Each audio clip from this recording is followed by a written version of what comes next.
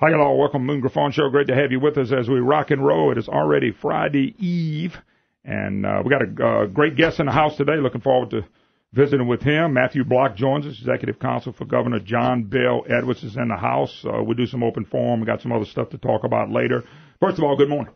Good morning, Moon. Thanks for having me on. I appreciate it. Well, no, thank you for driving in. I know you had to make a little drive to get in. Let's do this first because everybody knows me. I know you're with the governor. I think you've been with the governor for 2 years, and I think they told me you were chief of staff, and now you're the executive counsel. I've remained executive counsel the whole time. When Ben Nevers retired, I was doing double duty for about a month or so as Mark Cooper was coming on. But once Mark Cooper came on, I've retained so you're doing double duty. All right. I retained my responsibilities as executive counsel, and happy to go back to just doing that. One quick thing I want you to do: give people a background. Just a little background about you. What were you doing before you got with the governor? What do you do by profession? Just real simple. Sure. I was in private practice in Thibodeau. Lawyer. I am lawyer in private practice for almost 20 years in Thibodeau and still live in Thibodeau. Although I spend almost all my time in Baton Rouge now, and so got asked to do this job during first transition. First time you really been in government? First time working in government. I've represented some governments before in private practice. Never been involved with government, working for government before, and so we came on January 11th in 16, and we've been going ever since. Okay, and I just wanted people to know who you were. You're a Louisiana native, Thibodeau, Louisiana native. You graduated Nichols? I did not graduate Nichols. Only time I spent time out of state was I went to Vanderbilt University, and so I spent 4 years up there, and then came back home. Okay. Let's jump into the session and what went on. I know I'll throw this at you off the bat. I think the governor is at fault. Let me tell you why. He called it. Should have never called it if he didn't have the votes. I've never seen a governor call a special session and not get pretty much what they want. I mean, that just never happened. Y'all out there, and you out here, and one of the reasons you're here, we're in Taylor Barra's hometown. The governor's been on, Jay Darden's all over the place, and everything is blame Republicans, blame Barra, blame governor. That's fine. That's part of the politics. I told you when we got on, before we got on the air, a lot of politics going out there. You said there's 10 sides, and you're probably correct. There's probably spins going left and right. But I think it's amazing that the governor is able to spin this as Barra and them failing, when if you really go look at the votes, on the main two votes, House Bill 8, House Bill 23, you were lobbied. You were there. You were lobbying some of the stuff as well. I was in the room. When the first vote came, on the sales tax, they got 38 votes that was for it. 33 of them were Republicans. They had amendments on them. When the vote came back, they stripped the amendments off of. And the Black Caucus and them still didn't support it, and you still had more Republicans than Democrats vote. But yet, Barra and Republicans are being blamed for it. And on the House Bill 8, which was the excess itemized deduction, I want you to explain this to me so I can understand it. Okay. Now, don't be like the governor. You can explain it to me, but you can't understand it for me. Don't do that. I want you to explain it to me. I'll explain it to you. The rest is up to you. I know. I understand that, okay. But I don't want you to be quite like the governor. But on the excess itemized deductions, which I can't handle anymore. If you look at all the polls, nobody wants any new taxes. But on the excess itemized deduction, which was House Bill 8, it lost 51-50. And 4 Black Caucus members didn't vote for it. You could have passed that and passed the sales taxes. Yet the people that voted for it on all those bills, 3 times, 2 on the sales tax and 1 on the other one, I want you to think about this. Republicans voted more for it than Democrats. And yet Barra is being attacked by the governor and y'all. I want to find out why. Is he being attacked when the Democrats could have delivered? Okay, well, to the extent that was a question, it was a long one. You're a lawyer. I knew you had long answers. So let me see if I can unpack some of what you talked about. You started out saying that how you view the session overall and who's to blame. Who's to blame? I heard the somewhat celebratory nature of your interview with Mr. Miguez and the speaker the other day after the session. I think that's what got this going, by the way. That kind of got this going. All right, go ahead. So look, the governor knows, and I think anyone who is looking just at the facts of the situation knows we have a problem for next year. there is a fiscal cliff for next year, and it's not really up for debate. You may have an opinion otherwise, but the Legislative Fiscal Office, even the House Fiscal Office, all of whom work for the legislature, they acknowledge we have a fiscal cliff for next year in the state general fund revenue coming in. That's about $1 billion, $994 million. It's just, it's not up for question, debate. It is just a fact. Now the question is, what do you do about that? But that starts, so the state's fiscal year starts July 1. That's correct. Of 2018. So that's right. So we have two choices essentially, because we start a regular session this coming March 12th. And the way the Constitution is set up is that this year, because it is an even numbered year in 2018, we cannot handle revenue measures within the regular session. Yes, sir. It just is constitutionally prohibited. You said so that's why last year in 2017, which was the last fiscal session before the fiscal cliff, there was a big effort to try and handle some of these revenue measures in 2017. That wasn't done. Not a single revenue measure to address the fiscal cliff got out of the Ways and Means Committee last year. Didn't get out of committee. Wasn't handled on the House floor. Not voted on by the entire legislature. That's their prerogative, and that's what they decide to do. They decide we want to wait and see what the situation is going to be when we get to 2018. Well, now we're here. And so the governor had two choices, essentially. He could call a special session before the regular session to address the fiscal cliff, or we could wait. The governor could have said, no, look, you guys have wanted for years to be able to pass a budget that has significant reductions in it. That's what you've been talking about to the House Republican leadership for years. The governor could have said, you do it. You try and do it. You try and pass a budget that has $1 billion cut to the state general fund, and then call a special session in June. That's what the governor's two choices were. There are catastrophic problems in waiting until June, and we're going to see that just in the next couple of weeks of what's going to happen. Because what you essentially do is you take all of the planning that is required for next year, and not just for government, by the way, but for kids on TOPS, for people involving their major healthcare decisions, for hospitals, for sheriffs, for district attorneys, all of whom have to wait and see what is going to happen with their budgets, with their household budgets, with their budgets for how they are going to plan for next year. They now have to wait until the very end of this fiscal year to be able to make those decisions. So if you have a kid on TOPS, you can't know right now. Everybody's listening who is planning on going to college next year based on TOPS. Whether you're a high school senior right now or you're already in college, you cannot know what the situation is going to be for TOPS next year. Just a little caveat, and I'll let you keep going. But they've already recognized $302 million because of the Trump tax cut because of the way our taxes are set. So the $994 realistically is now $690. I'll put one caveat on what you just said. When you said they've already recognized it actually hasn't been recognized. There's a revenue estimating committee that meets that is made up of the Speaker of the House, presidents, and economists. But kind of stuff. Why didn't the governor wait?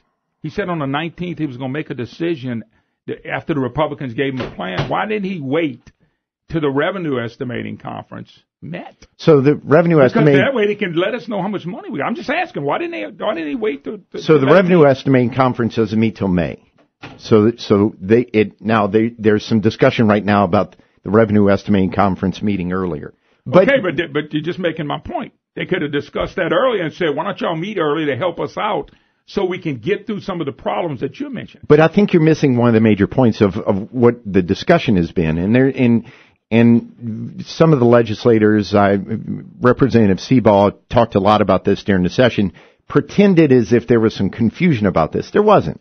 Everybody who we had conversations with the governor about that from the leadership on down knew that the $300 million that you just discussed. It's $302 million that we believe, nobody knows for sure, but that we believe the Revenue Estimating Conference will be able to realize and recognize of a benefit for the next fiscal year from federal tax reform. Everybody understood that came out of the 994 for the fiscal cliff. So when the governor talked about trying to solve for the fiscal cliff of 994, what he was saying, and look, every single spreadsheet we put together showed this. So there was no confusion about this. The governor wasn't trying to raise 994 plus the 302. The governor was trying to raise and thought he had some agreements, and I'm sure we'll be able to talk about this, thought he had some agreements with the leadership about where we were going with this. He wasn't trying to raise 994 plus the 302. It was instead 994 minus the 302. Well, that's the point I was just making. I was just making that I understand. You take 302 off of it, you're looking at 600. I understand that's the point you're making, but I guess what I'm saying is you weren't in disagreement with anybody on that. The governor agreed that that's what we were trying to solve for. I just wanted to make sure that was thrown in the mix in your conversation. No, that's exactly right. Okay. So that did make a huge dent. Can you hold your thought? Absolutely. I got to take a break. Matthew Block, my special guest, executive counsel for Governor Bill Edwards, is in the house. We'll come back. We'll start back with him. He was making his point. We want to do that, and we'll discuss some things as we go about the special session. 844, well, never mind. I got to give out the number, though. Hickson has a hotline, 844-766-6607. Hickson has a hotline. Be right back. Hi, y'all. Welcome back. Moon Griffon Show. Great to have you with us, discussing basically the session, what's going on. I have Matthew Block, executive counsel for Governor Bill Edwards. He is in studio, and I do appreciate it. All right, Matthew, I didn't want to, I kind of got in a little bit with you, but I want you to go ahead and wrap up or finish what you were talking about. Because my statement to start off was I think by Ryan Emma being targeted, the wrong person being targeted, but go ahead. So look, the House leadership, the Speaker, Representative Lance Harris, who's the head of the Republicans in the House, all of whom were saying beforehand, we needed to go into special session in February. We needed to address this before the regular session. So I realize that there's some out there, including yourself, who believe maybe we shouldn't have gone into special session. But all the leadership of the House, the leadership of the Senate, and the governor believed we need to try and address the problem now and not just kick it down the road and hope that it goes away. You know, my dentist has a sign in his office that I've always thought that was particularly bright, and it applies to this situation. And it says, "Ignore your teeth and they'll go away." Well, a lot of times by the way, that's true. The situation is the same. That if you think, well, we got big problems, but if we can just put them off down the line and maybe they'll go away. We know they're not going away. So the governor felt like we needed to address it in February before the regular session. And so you asked about the particular revenue measures. So remember, we walked into the session knowing that the federal tax reform was going to be somewhere about $300 million, which is a big help for the fiscal cliff. It does. It knocks about a third, a little bit less than a third off of what we were trying to solve for. And so that leaves us with about $692 million that everybody agreed is what the fiscal cliff is for next year. So what are the choices that we have? And the choices are all the exact same choices that have been around, not just for the last year, the last 30 days, but for decades. The choices have been the same. I told you off the air. I sat down with 3 governors. 20 years, same problem. Our revenue choices in Louisiana are just limited, and so whether it's good or bad, it is what it is. But you ever thought maybe they limited it because we're also limited in businesses that are growing here, and we're limited in the people that are making good money here. We got an out-migration problem. Don't you think that may limit what government can do? All of that is part of the whole mix. But when you're trying to say what can we raise in revenue measures that can be recognized by the Revenue Estimating Conference so that then it can be put into the budget for next year. The House is going to have to start trying to put together a budget on Tuesday of next week. So what can be raised in revenue for next year that can then be put together quickly, because we have to start this July 1. And so you look at the options. The options on the table are to do something with sales taxes or to do something with income taxes.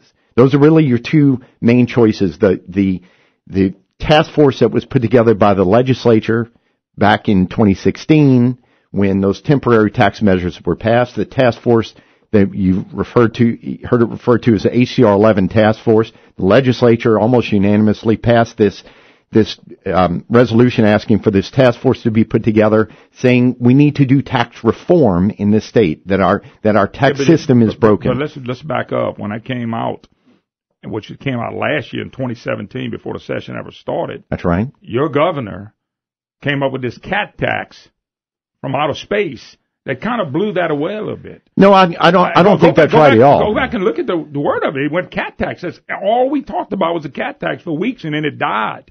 So, and really, if you look at the task force, I went back and looked at the names on the task force, and they had names on the task force that came from government, put up by Lario, put up by the governor, government people. And I thought when the task force came out, I already knew what they were coming back with. You never had to do it. I knew raise revenue. Let me ask this question. Okay. Because Matthew, I know you're in the numbers and you can answer anything I can ask you. Really, I think what the Republicans wanted, and if I'm wrong, I want you to correct me. They figured they would get a third. We just talked about it from the Trump tax cut. The way our taxes are set up, if you itemize, you just got hit $302 million. That's basically what happened. They thought they would get a third from raising some revenue, rather than being sales tax. Sales tax would have got you, quarter-cent sales tax would have got you pretty close to the third that I'm talking about. But if you'd have did both of them, you'd have got another third.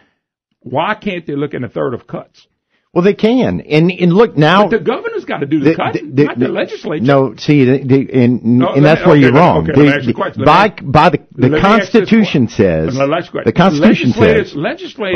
Legislators, I'm going to let you answer. Okay. Legislators allocate money. Okay. The governor has all these heads of all these departments. He can find out where money is left and right. That's why when they started talking about cuts, they were doing financial swaps because they could go do that. He's got executive counsel like you. He's got Jay Darn, the division administrator. He's got a PR person.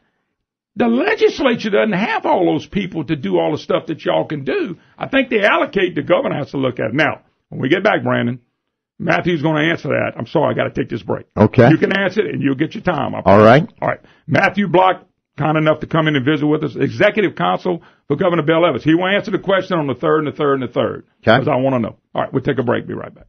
Welcome back. Moon Griffon Show. It is Friday Eve. Matthew Block's in the house, executive counsel for Governor John Bell Edwards. He's visiting with us. We're talking a little bit about the session and some stuff that are going on. All right.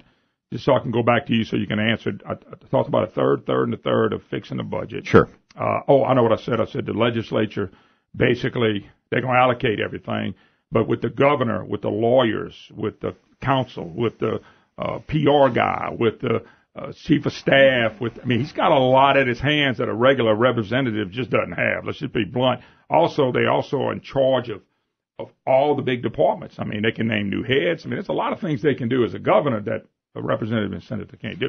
That was the point I was making. Now, you wanted to answer, so go ahead. Yeah, I think that'd be a surprise to the dozens and dozens of staff members that the House and Senate have, to think that they somehow don't have the staff capability to do this work. Lawyers and counsels and all that stuff. Absolutely. The legislature has all that work. But not every one of them. No. 105. No, see, that's the difference. We got 105 House members. They don't have 105 lawyers. So look, the money committees of the legislature, especially the Appropriations Committee on the House and the Senate Finance, Ways and Means. They meet throughout the year, especially the Appropriations Committee. Okay. Dedicated staff who work just for the appropriations members, and they to act like the Appropriations Committee or the Senate Finance Committee are somehow unable to determine where to cut. And I'll give you an example of why that's a great talking point, and it sounds good, but it's not really how it works. So the Constitution, which I was trying to talk about before the break, the Constitution says, it doesn't say they just appropriate money. It says they pass a budget. They pass a budget. The legislature passes the budget, not the governor. The governor is charged by the Constitution to present an executive budget in January. What if the legislature would have said, Governor, we take your budget and we pass it? Y'all would have wee-weed in your pants, and a lot of people would have. Well, look, I think Governor Bell Edwards goes, Here's the budget, but I don't want you to pass it. No, that's kind of silly. Well, it's not silly. It's just what the governor is charged to do by the Constitution. Whether you think the Constitution is silly or not, that's up to you to figure. But what it is not silly. The governor takes it very seriously. I want you to think about that. Here's a budget I don't want you to pass. What the governor has said time and again is, this is my constitutional obligation to present a balanced budget. The balanced budget that he presented was $994 million short. So there were $994 million in cuts, in addition to cuts that went beyond the $994 million. Can I ask you a quick question? Sure, go ahead. You're telling me, I just want to hear this from you now. You're down there, I'm not. The legislature, all of them, because of what you just said, should know everything a governor knows? I'm asking. Should know everything a governor knows about budgets and money and one-time money and where they go get money from. They should know it. A governor should know as much as them, and they should know as much as the governor. I'm just curious. Should they? They not only should they do.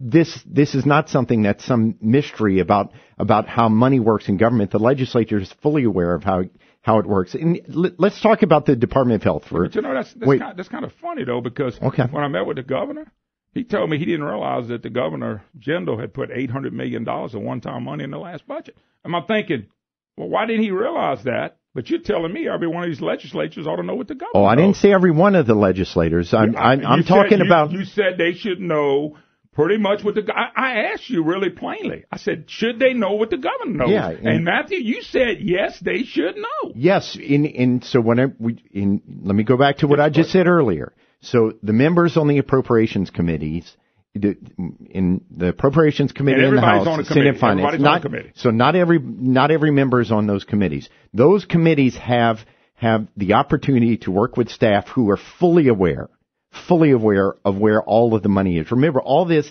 has to work through the Legislative Fiscal Office for the amount of how fiscal notes, which are the estimates of what a revenue bill is going to raise. All that is not done by the administration. That's all done by the legislature, done by the Legislative Fiscal Office. But let's just talk about the Department of Health for an example. So in the executive budget that the governor presented, which was done back in January, the governor had to present a balanced budget, as I just discussed. Correct. The reductions for next year in the Department of Health budget are $654 million in state general fund. That amounts to $2.3 billion of a reduction in total means of finance. Because remember, for the Department of Health, every cut you make has about a 2-to-1 reduction in federal funds. So it's about a $2.38 billion reduction. Now, the reason I'm bringing this up is, and I hope that when you have some other Republican members back on your show, you'll ask them about this. All the members on the Appropriations Committee get a spreadsheet, and I can show it to you right here. I see it. So they get a spreadsheet, and it shows exactly where the Department of Health is saying these are the cuts we would make if we have to cut $654 million out of the Department of Health. In addition, these are some other things you can do, Mr. Legislator or Mrs. Legislator. You can cut hospice care out of the Medicaid program if you want. Now, that's not recommended by the department, but here's the option.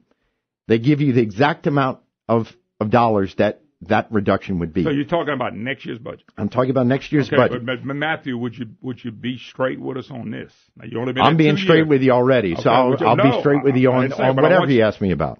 You're talking about $650-something million in cut. How many billions of dollars have we added in Medicaid over the last 5 or 10 years?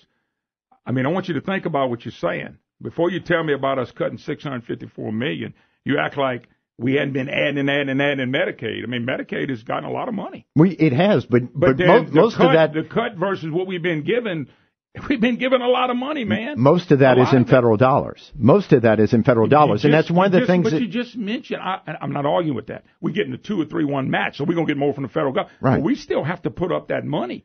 We get the matching money, so it's not like we're getting it free. Let me. I want to get back to that in 1 second, but I just want to finish making the point I was making about LDH. Okay. So when you hear legislators say, well, we don't know where to cut. We just appropriate money. We don't have the staff. We don't have the capabilities. They literally have this spreadsheet presented to them where they can say, look, we think that we should no longer provide prescription drugs to adults in the Medicaid program. So that is the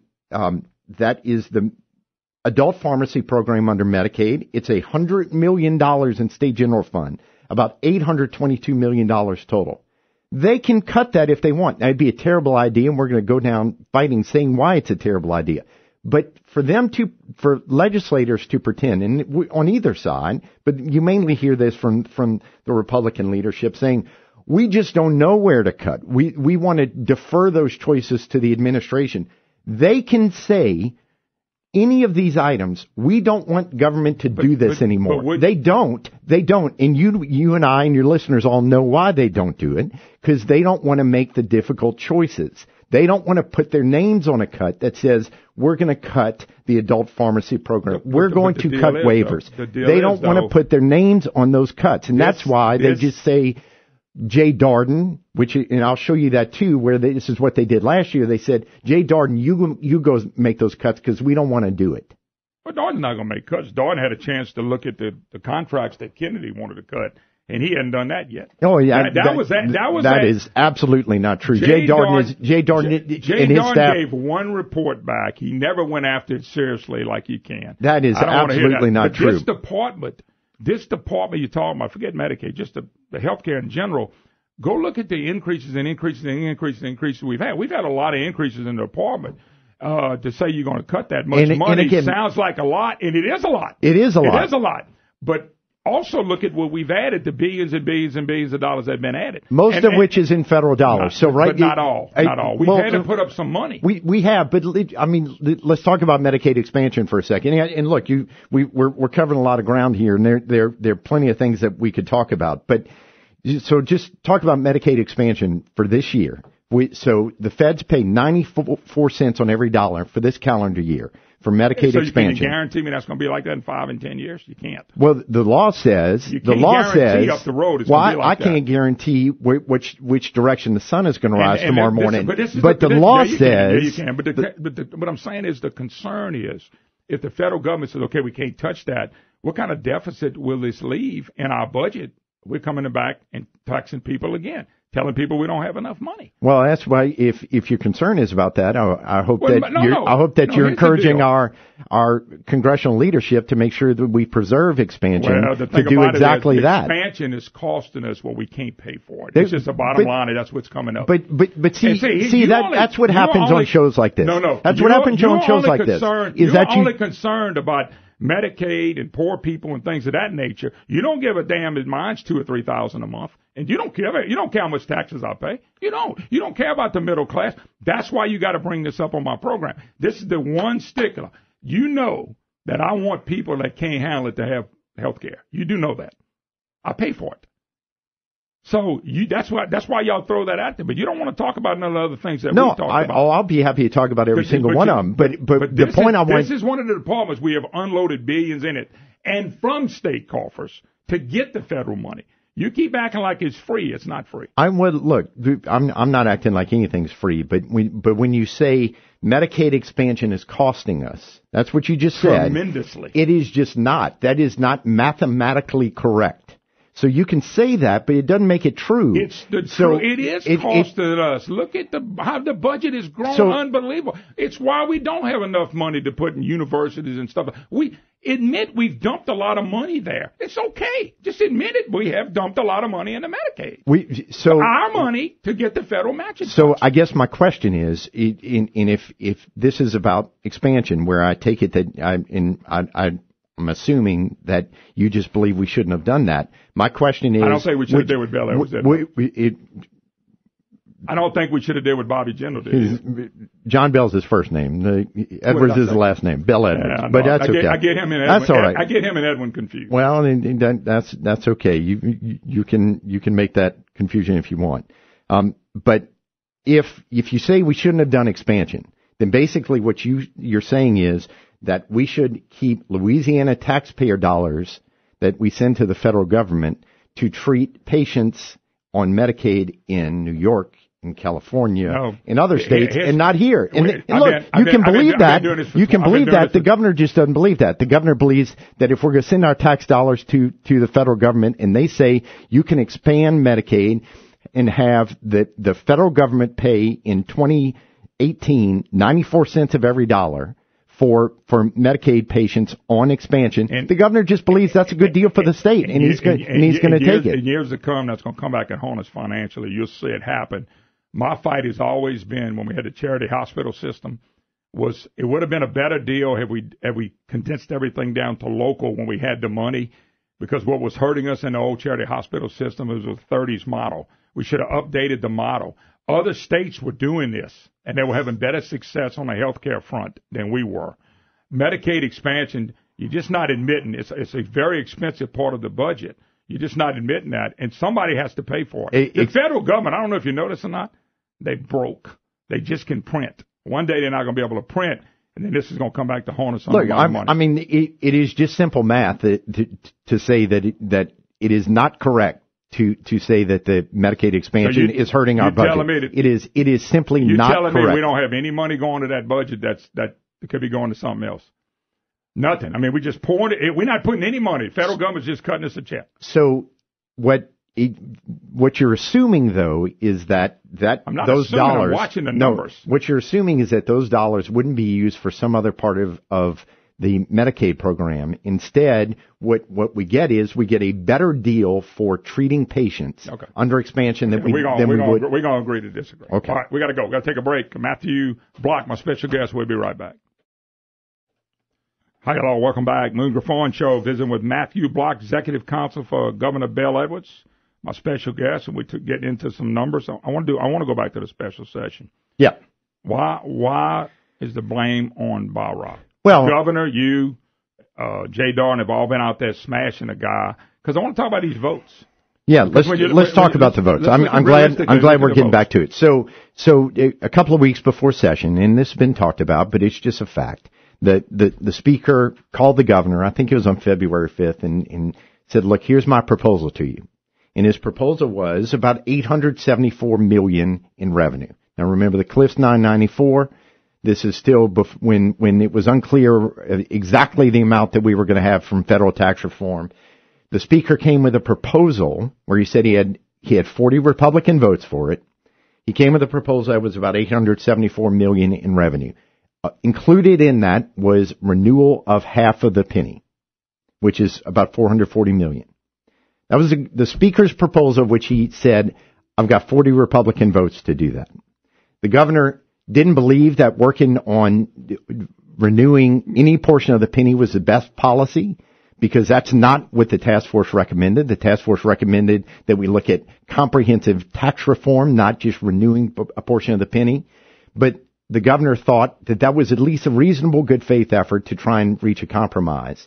What happened then is, I think the very morning of the special session starting, Lance Harris, not the speaker, but Lance Harris came to the governor and said, well, we don't have the votes for half a penny anymore. Maybe we had the votes for a quarter penny. So now all of a sudden, and I think maybe this was the play all along, because you've alluded to it, maybe there was never any effort, maybe never even any intention to try and fix the whole fiscal cliff by the Republican leadership. And if so, that's fine. That's their option. That's their prerogative to say, look, we think that a big part of this, a third, as you said, should be done in cuts. That's fine. They're going to have that opportunity in the next couple of weeks.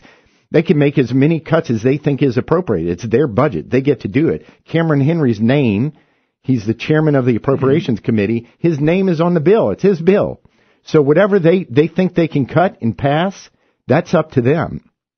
But when the speaker came and said, look, we have the votes, we have 40 Republican votes to raise $874 million, which was almost 80-something% of the cliff, the governor thought that was a reasonable good faith effort to try and get this done. And so there was a lot of discussion then about the sales tax bill in the session.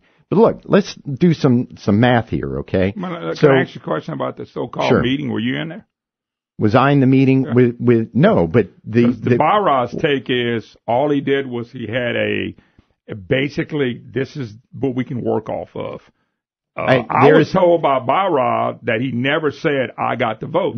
You weren't in the meeting. I wasn't in the meeting. You're telling me this is what he said because there is literally a document that was given to the speaker by the governor. Can I see the document? I'll be happy to get you the document. There's literally a document that was given to the speaker, the president, as a result of that initial call with the speaker. There's literally a document that says Barra revenue proposal. I like to see the that was given to the speaker. I like to see the whole draft of the session was based upon this discussion. I'll be happy to get it to you. Why didn't the Democrats deliver on the votes? Barra and him delivered more votes than Edwards delivered. So let's just talk simple math here, okay? You mentioned the 2 votes on HB 23. So the sales tax bill. The last vote had 22 Republicans voting for it, okay? Speaker didn't vote for it. Lance Harris didn't vote for it. But why? Tell people why they didn't vote for it. So I have no idea why the speaker didn't, or Lance Harris didn't vote for it. The last vote, they removed the amendments, and the amendments were part of the deal because what you're not telling us is that they asked for some reform. They asked for some people in Medicaid to work a little bit. I'm very glad you're asking about the reforms. But didn't they take the amendments off the last bill? They did. And that lost some Republicans. They did. But let's just talk simple math. And I want to talk about those budget reforms, as you called them, in a second.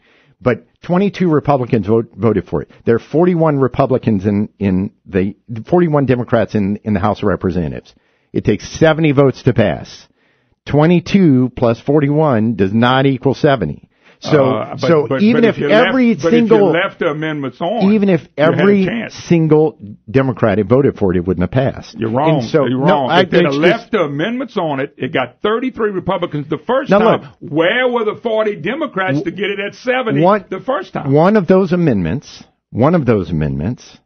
is an amendment that limited the sales tax renewal to 3 years.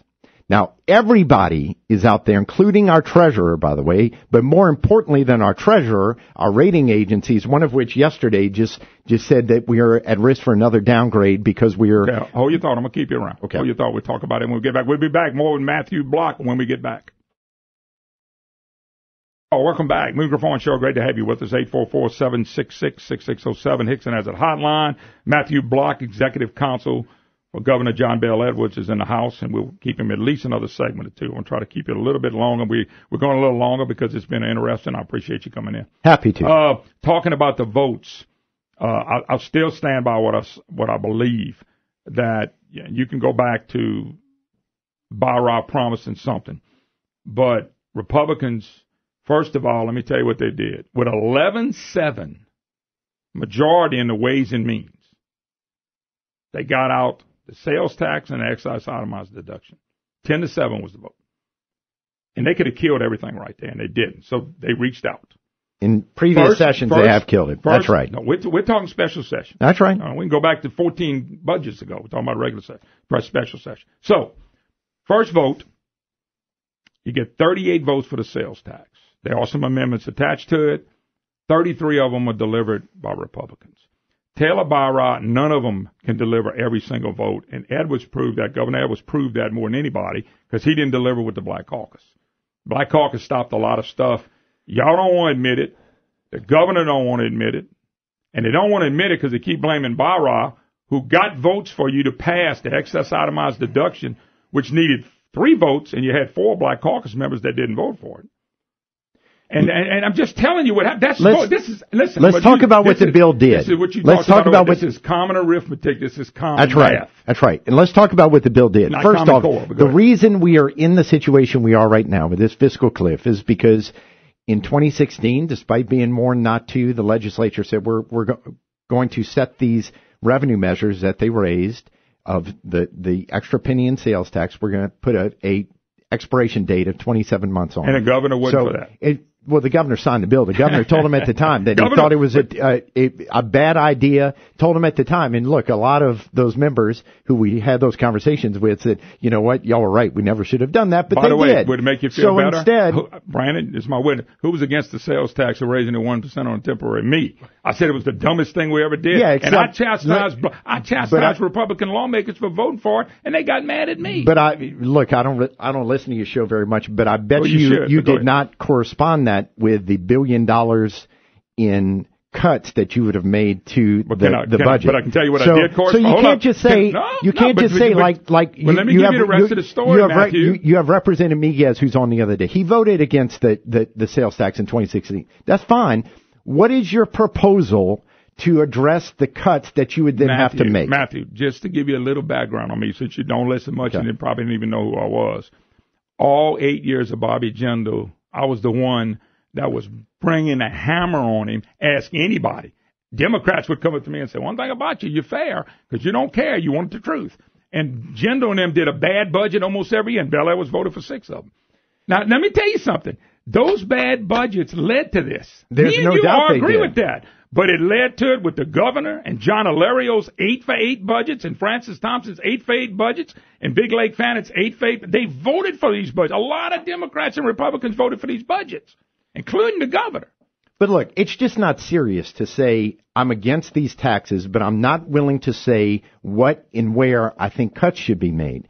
Look, that's an entirely reasonable position to take to say, I don't think we should raise or renew taxes. I think we should make cuts. That's entirely reasonable. But it's not reasonable to say, but I don't know where to cut in. I don't think we should have to tell you. But your argument sounds like the bureaucrat that you become. Everything is, I'm not being ugly, and you're welcome to shoot at me if you want to. No, I'm not. That's fine. But I'm saying bureaucrat because let's face it, you are now. That's not a cut. That's who you are now. I don't know what that means, but that's fine. I'll be glad to explain it if you want to. But listen to me. We never talk about families. We never talk about middle class. We never talk about what it takes to run a family. All we talk about is making sure, and I told this to the governor, I've seen this for 25 years. Everything is about state government, state government, state government. Nothing changes. I mean, did you see the report from the World News and World News report? 50th best state to live. And every category they listed, last, second to last, third to last, 47th, 40. I've been watching this for 25 years. We hadn't moved on anything. And all the stuff y'all talking about doing in the legislature is putting money down in the great Baton Rouge, Louisiana, in the legislature, take care of all this government people as people migrate and businesses collapse, and like the oil and gas industry. Let me tell you. And I don't understand why we only focus on why should I have to live with less? That's what you're telling me. Moon, you should have to live with less. We got to take more of your money. Because the answer is never any different. Because if you think that these cuts that are going to have to be put in place if we do not replace this revenue are not about families, then you need to get out more and meet some of these people. I do. I meet business people every day. You need to. Hey, how about actually meeting some of these families that where their son is on a ventilator and is trach dependent. I got a special needs child. Don't go there. And is on. And needs one of these waivers. I got a special needs child, and is on Medicaid. Then why don't we do this? Let's prioritize that and start taking away money going to local communities. Let's prioritize. What y'all do, you see, this is pretty slick, and you fell right into it. I'm not surprised. Okay. Let's kids with a track, poor people, dialysis machines. You know how long I've been listening to this crap? All my life. But it's never gotten fixed. The only solution, Matthew, is to take more money, destroy the business community, destroy the middle class. One day you're not going to have a business community here, and you're not going to have any money. So you got to make sure that the people can be taken care of. I'm all for a charity hospital. What about TOPS? I'm all for help. What about TOPS? Now am I glad you walked into that one. What about TOPS? I got a kid. Okay. That's a freshman. Okay. Let me say it to you. Okay. Brandon, cover me. Get rid of the damn thing. Okay. And guess what? I'm not rich. I'm very middle class. Get rid of it. I'll pay my own kid's school. Because you know why? Y'all have taken TOPS. Same thing you just did with the kid on a ventilator. And I got a special needs kid who's been on a ventilator. Understand something. I got a kid that has seizures. Don't go there with me. But I don't ask everybody. But you understand that it's real. I don't ask you everybody. Understand that it's real. And I also understand I'm paying for it. I also understand that. But I want you to understand me. because you don't want to. All you want to do is throw these footballs, tops. Get rid of it. My kid doesn't need it. I'll borrow the money. I'll do something else. I'm saving anyway. Get rid of it. You know why I want to get rid of it? So y'all can't use it as a hot football anymore. Look, that's $300 million. Why don't you take the $300 million that y'all passed the tax and put it in tops, and let's get that out the way. Look, I'll tell you this. I appreciate at least the consistency of your argument, because not many can say the same thing. I'm not much, but I'm consistent. So look, the governor doesn't agree with you. The governor thinks that TOPS is an incredibly important program. But if the legislature decides, you know what, we're not going to fix the fiscal cliff.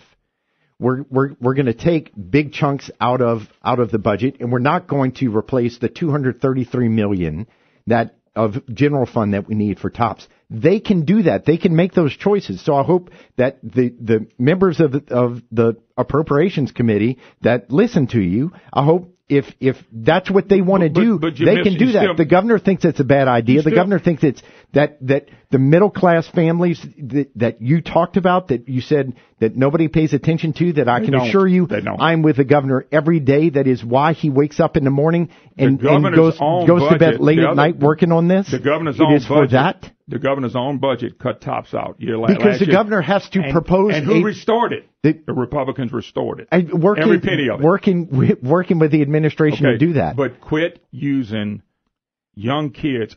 Nobody in this state is for not helping somebody who cannot help themselves. Nobody is for that. Okay? Here's what y'all don't want to deal with. Let me just shoot you blunt.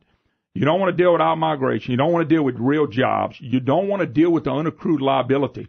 That, by the way, John Bel Edwards is in his 10th year of being in the legislature and the governor. They're not dealing with that. They're not dealing with they don't want to deal with too many universities.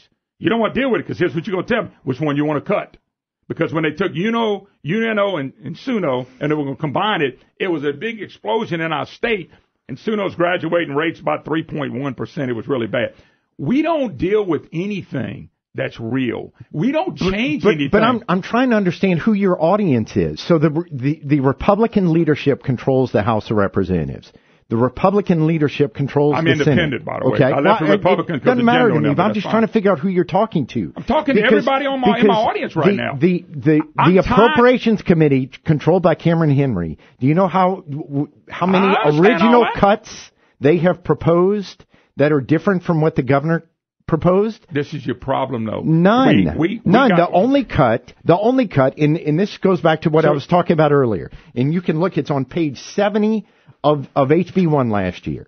So, and this is exactly what I was talking about earlier. They said, we don't want to put our names on any specific cut because we don't want to be held responsible for telling the family that has their son on a ventilator, or for telling this hospital that they're going to have to close. So what they do instead is last year went they right say, back to the emotional, but go ahead. Well, that's what y'all do.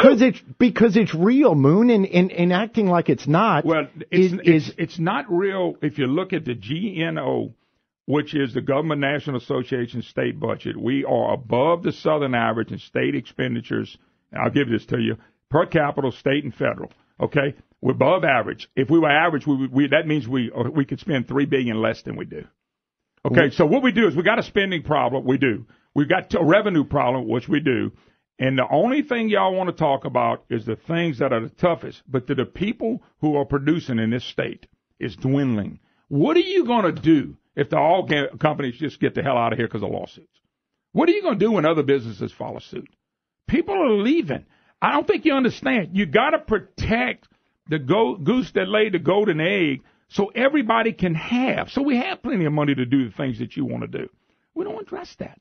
We just keep running back out in the streets with the dialysis machines and the poor people, and you say it's real. Why don't we do this? Why don't the first part of the budget addresses that? 100%. Okay. Whatever y'all want to do. The governor, Republicans, and Democrats. When I point to you, I'm talking about the governor. Okay. Why don't we address all that? And let's quit sending money for lakes and golf courses that we send at home and the NGOs that we send. That's all in the budget still. Those are real things going to local entities to buy votes in some cases. Those ought to not be happening.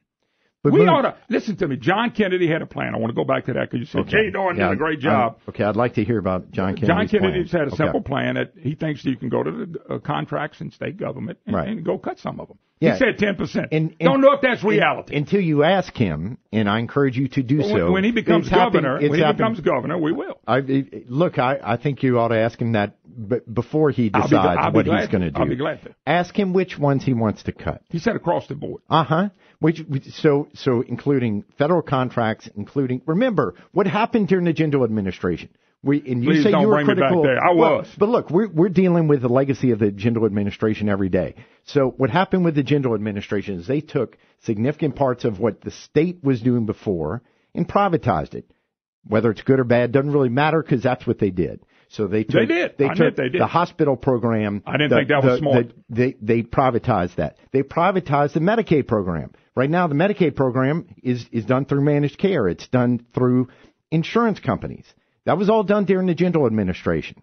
So those are all contracts. Those are all contracts that was being done by state government before, and now it's being done by. So you're telling me that all these people are going to say, no, I can't cut. Every contract, and it's about $7.5 billion. Every one of those contracts, nobody can take a cut. I mean, nobody can take a cut. There have been significant cuts to contracts, and I'll be happy to get you the information. You said Jay Darden has not done. I can tell you they have performed an exhaustive review of state contracts. I tell you what he done. They've done a poor job of putting it out there for the average person. Well, a horrible job of that. Whether or not you are aware of what they've done, I can tell you that's going to change because we're going to get you the information on what they've done. But when you talk about contracts, you're talking about road construction. You're talking about all the things that we do as a state to pay for services that are not done by government workers. What you're telling me is two things today. You're telling me, Moon, we don't have a spending problem, and Moon, I need a lot more money. I need a lot more money for us to be efficient. First off, it's not a lot more money, and that's just not accurate. So the taxes $1 billion ain't a lot of money. No, you said a lot more money, Moon. So let's be clear about what we're talking about. The amount of money, the amount of revenue that is rolling off is about $1.3 billion in revenue that's rolling off. But we just added that, and we. It's not like it's been there for 10 years like that. The fiscal cliff is only $994 million. Look at what the proposal is. 2 years ago, there was 1% of sales tax that was increased. Now, the most that anybody's talking about is doing a half percent, a half penny. I got to take a break. So it's not the same amount of money. I take a break. I'm going to throw this at you. How come you want people in the working world to do with less, that we have to do with less, but y'all can't do with less? Y'all can't do it any less. Not underneath. You got to have everything. You cannot do for less. I'm confused about who your audience is. Starting next week, I hope if that's what you want the state of Louisiana to do. I would drop tops because I'm willing to give it up. So take it out of your mouth as being a hot bed for watch y'all. What is going to happen in the Appropriations Committee. It's going to be the same thing as before. Ask all the individuals who come on your show, what specific cuts have you proposed? We got to take a break. Hold on. Ask them that. Hold on. We'll be back. Hi, y'all. Welcome back. Moon Griffon Show. Matthew Block, Executive Counsel for Governor Bel Air, was my special guest. Matthew, once again, thanks for coming by. Whether we agree, disagree, or not, I do appreciate you coming by. Well, one of the things that I still hadn't heard you respond to, and I'm going to stop. I want you to, and it may be because I cut you off. Okay. That sounds likely, but okay. That's right. Brandon told me I wouldn't last 30 seconds without cutting you off. They had a bet a while. They had a bet yesterday. When would I break in on you? 30 seconds a minute. I'm not sure you've gotten the 30 seconds, but okay. They had over and I think I made a minute. Okay. Of course, I bet on a minute. All right. You never did address the Black Caucus on the two votes, the sales tax, which was 23, which they voted on it twice, with the amendments and without the amendments, and the 8, which was the excess itemized deduction, which 4 Black Caucus guys voted against it. They either voted against it or didn't vote at all, which, by the way, would have set that over. I'm asking, why didn't they? So that was the thing because you kept saying, well, Taylor Barra promised 40 votes, but on both of those, there was plenty of Republican votes All you have to do is get the Democrats to vote, and you win it. So that was the thing I was most confused about with your conversation the other day with the speaker and Mr. Miguez, because there was a lot of discussion about, well, and we propose these budget reforms, and we don't know whether the governor's supporting them or not. The thing they didn't tell you is all of those budget reforms passed the House. All of those budget reforms got over to the Senate. So if that was part of the deal, if those were the things they needed to do, that the Republicans needed to, did you know that all those reforms passed the House? There was 2 or 3 of them I know that passed. Okay, no, they all did. All the budget reforms that they proposed passed the House. The Louisiana checkbook that the Speaker proposed. The cap on expenditures. The Medicaid bills. Those passed the House of Representatives. So when they're saying, well, they were part of the deal, we were insisting they get done as part of the deal, that the deal was complete. And so what you haven't talked about, though... Okay, hold your thought, because this is a quick break. I'll let you come back and finish. All right, we'll be right back. Hi, y'all. Welcome back. Moon Griffon Show. Great to have you with us. 844-766-6607. Hickson has a hotline. Matthew Block, Executive Counsel for Governor Bell Edwards, in the House with us. Okay, we were talking about the reforms that passed, and you were in the middle of it. So all of those reforms passed. So the deal of, look, we're going to do these reforms, and we will raise the revenue. All those reforms passed the House, every single one of them. So, but the thing you're not talking about with those sales tax, the sales tax bill, is 2 things. First off, it was temporary again, which the rating agencies... I supported only that one because it was temporary. Which is the exact reason why you shouldn't have supported it, because that it's temporary means that our rating agencies are going to say there is not stability in our budget. Even our treasurer, our newly elected Republican treasurer, John Schroeder, is saying it's a terrible idea to do temporary measures. Yet that's what it was, 3 years. The second is that it did not fix the cliff. So it left a gaping hole at the amount of money it raised. It didn't come anywhere near what the Speaker had originally proposed. Trust me, when it went back to Lario, it was going to come back with no hose. I can promise you, Lario would have got it up. What the Democrats were saying is, we're not going to do a half measure. We are going to do something that fixes the cliff. We're not going to pass a half measure, and that's exactly what it was, and that's exactly why the Democrats voted against it. They said, if you send out excess itemized, which is the other measure, which really all it was saying is you cannot any longer deduct your previous year's state taxes off your current year's taxes. I know what it is. It affected people that itemized. Okay, it did. By the way, what did the Trump tax cut affected people that itemized? So what you're looking at, if you $1 million, if you had $1 million on your tax return, the most you would be required to pay if HB 8 had passed, the excess itemized bill, was $600. $600. If you had $60,000 in income, the most you'd be is about $100 in income.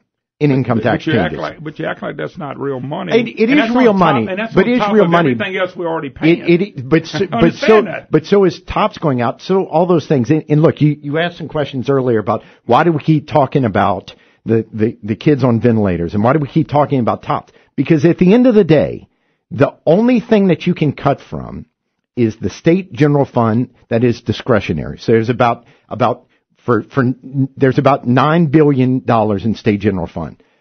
About a third of that, about 3.4. The fund is about 18 billion, about 17, 18 billion. The state general fund. I know that, but is only about combine them. The state total funds is about 17.9. But the state general fund is the only place you can cut from, and so the state general fund is where that's what your tax revenue generates. The state, you can only cut about out of about all the state budget, about 3.4 billion of the discretionary state general fund. So that means that $1 billion, it is true. Moon, and anything anybody tells you differently, they're just not telling you the case. You mean to tell me our government is so screwed up, in my household, I can cut 2 or 3% across the board in everything I do. This business can look at everything they do and cut 2 or 3% across the board.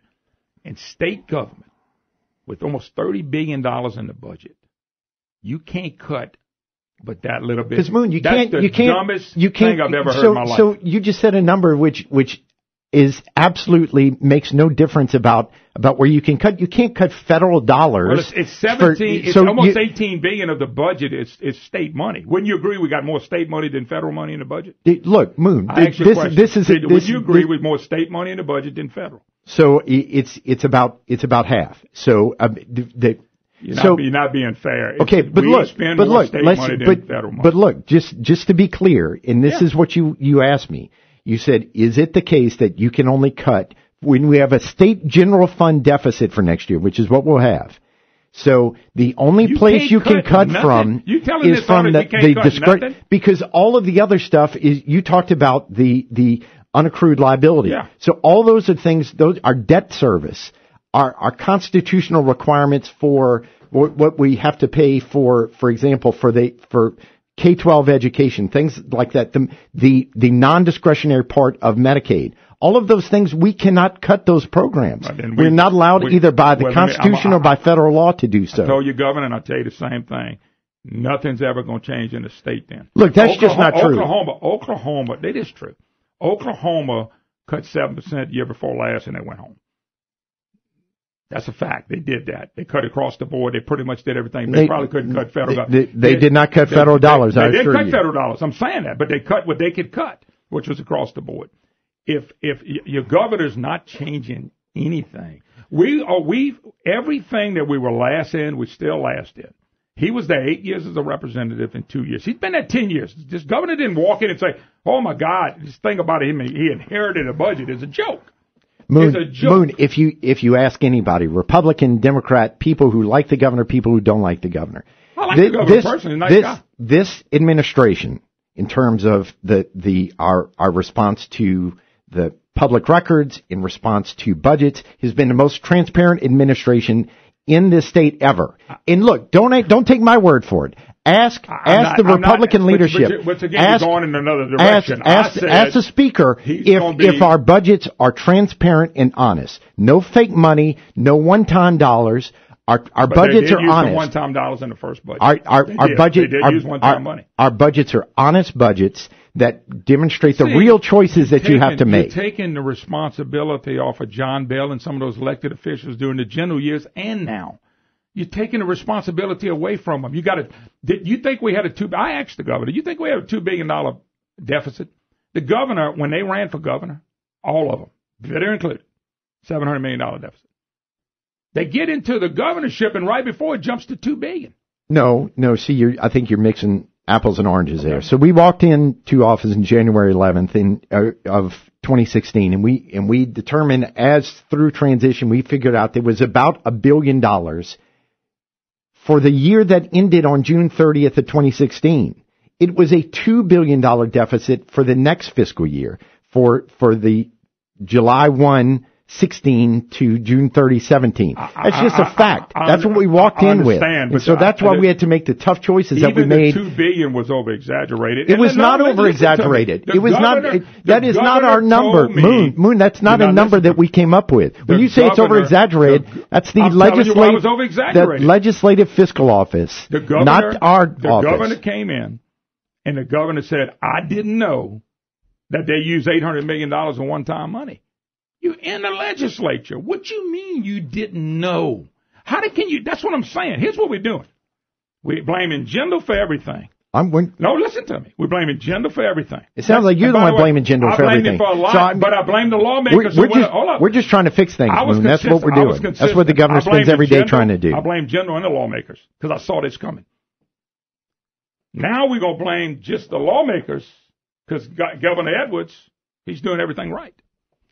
Look, and he's not. I don't think that anybody who does any of these jobs is sitting there saying, I've done everything right, and that if you could go back, you wouldn't change a thing.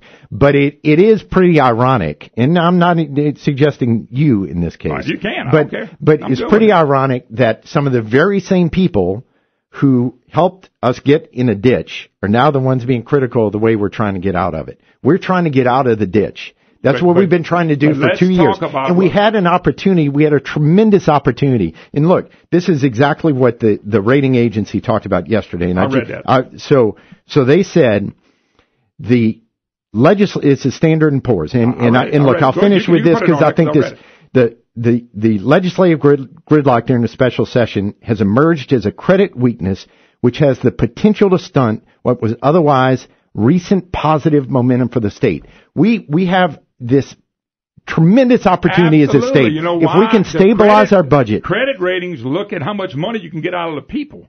And what you just said, all the problems that were created. Now, you blame Jindal. I blame Jindal and the legislature. Okay? They create the problems. And they come back to the taxpayers. And they say, gotta have some more from you. Gotta have some more from you. Gotta have some more from you. And the sad thing about it is, we've given. The people don't want any new taxes. They don't want to match what they have. That's a fact. There's a lot of polls out there showing we're tired of it.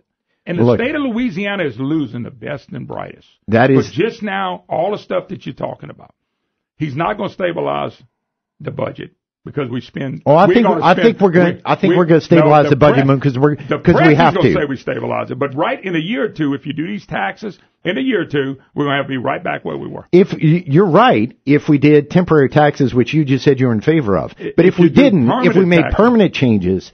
If we said we're going to stabilize our revenue base, and this, which is exactly what you said. The task force. You knew what they were going to come up with. It's because the solutions haven't changed. The solutions haven't changed. We just need to have the courage to embrace them and to do it. You really believe that if y'all can get enough money piled in government, businesses are going to grow. People are going to quit leaving. You really believe the whole state is waiting for state government to take more of our money so I'll have less and they have more, and all of a sudden we're going to hear all these companies coming in as they watch the oil and gas companies get sued to oblivion. There was a Wall Street Journal report. It wouldn't con to the governor and his law buddies. And you really believe if Moon was willing to give just $300 more a month and everybody did that and state government had enough, my God, our migration stopped. Kids want to stay. The businesses are going to prosper and grow. If we invest in the things that we know attract business, so you have a trained and educated workforce, you have higher ed institutions that are catering to the needs of those businesses coming in. The number two economic development project in the country is coming to New Orleans. Why? Because we made an investment in higher education last year. So that is the way that you build a stable income. You're a smart guy. You missed it. Businesses will come when they can come here and make money. And they want stability. They want stability. They want stability in their business to be able to thrive. If it's based on state government, how much you can get out of them and how the people and how much income tax you can take, that is a bad plan. Your plan is government. You just told me. Invest in education. I've been hearing it all my life. Invest in roads. You think roads are going to bring businesses here? Absolutely. Oh, my God. What report are you reading? So if you think infrastructure doesn't matter, if you think infrastructure doesn't matter. It does matter. Wait, you just said it didn't. Infrastructure matters. When the businesses come here and build, you'll have a tax base for infrastructure. Rail, ports, roads, those all matter for attracting business. They matter. Higher education matters. Healthcare matters. K-12 matters. Okay. All of those things are what you use to bring businesses here. What you're saying is Louisiana needs to stay just like it is with a few tweaks of taking more of our money. And business will come and people won't leave. And you're a smart guy. It's the dumbest thing you said. We got to take a break. We're going to come back. You can answer that too. Okay. 844-766-6607. Hickson has a lot. I told you, go get a big old place and let's build government first. Build roads, build schools, build all that. How do you build that when you have no tax revenue? That y'all killing the goose that laid the golden eggs. We don't fix our business climate. All the things you talk about sound great. None of them are going to get fixed without the business climate being fixed. They're not. And you're a bright guy. We got to take a break. We'll be right back. Hi, y'all. Welcome back. Moon Griffon Show. Great to have Matthew Block in. Here's the executive counsel for Governor Bill Evans. I want to say it again. Thank you for coming. I know you drove a ways to come. I appreciate it.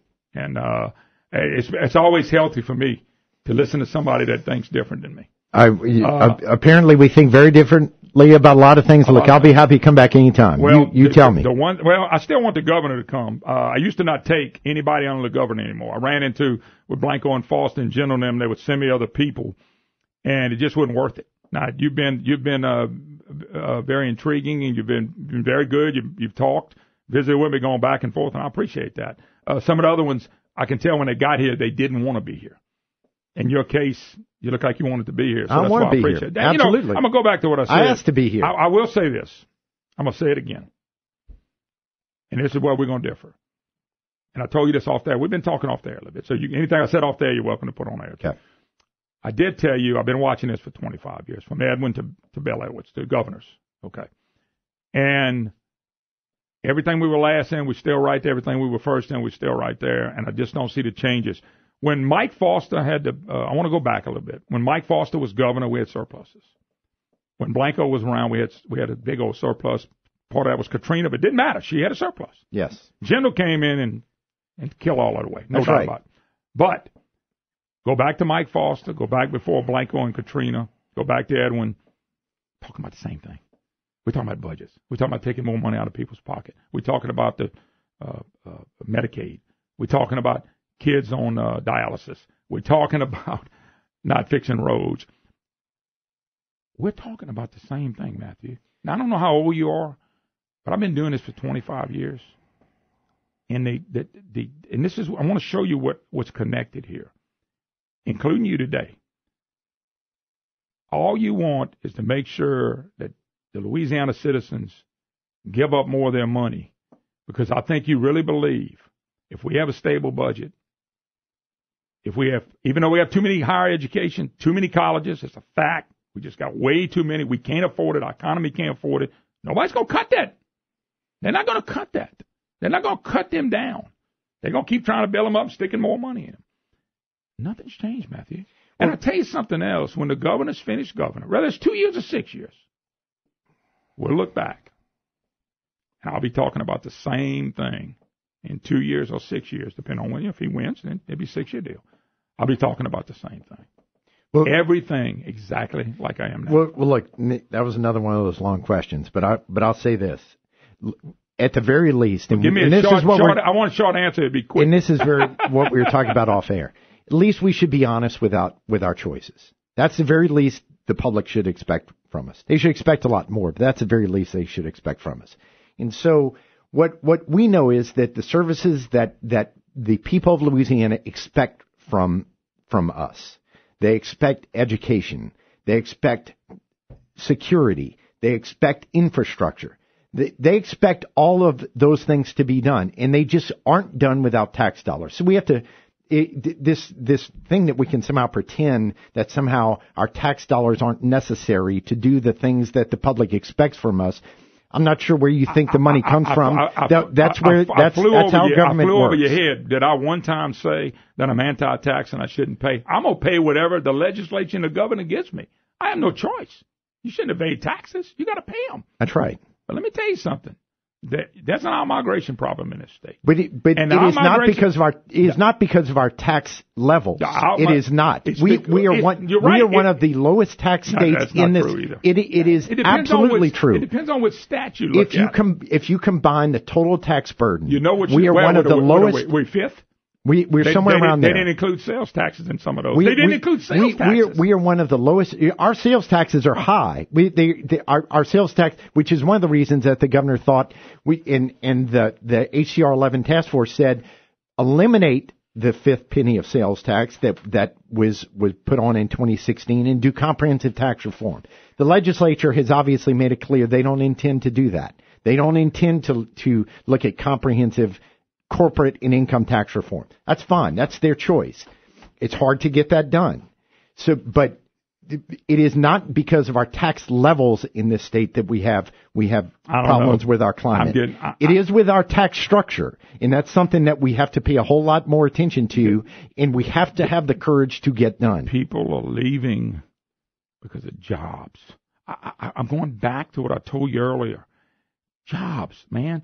If we had $100 in oil if we had $100 a barrel oil prices, we'd have huge buildup of jobs in this. I love how you want to pretend like a lot of what is happening in the oil and gas industry has to do with lawsuits and etc. You can talk about that, all of which were around well before the governor took office. But the governor encouraged parishes to sue. That's a fact. And his lawyer buddies are going to make the money. It encouraged 20 parishes to do that. I know people in the business. I know a guy with 11 rigs. He's got one working and the price is 60-something a barrel. He ought to have them all up and running. Lawsuits. He showed me, he said, come by the office. Okay. And he's got lawsuit after lawsuit after lawsuit. I don't care what you say, the Wall Street Journal, big suit with your governor on it about how he's encouraged this. Look, can't get around that. We could spend another 2 hours talking about just that issue, because at the end of the day, what the governor believes, and I suspect that you believe the same thing, is that if you break something, it's your obligation to fix it. And if you damage something, if I pull out of this parking lot and I run into another car, it's my obligation to fix it. It is my obligation to fix it. Keep pushing lawsuits. But I will tell you this real quick. So you're saying I shouldn't be held responsible if I run into your car outside? Why are other states not fighting the same problem we're fighting? And by the way, if all could be $100 a barrel right now with the lawsuit climate, it wouldn't happen. I got to go. Thank you for coming. Okay. Thanks, God bless. We'll talk to you later. All right, we got to go, folks. See you tomorrow.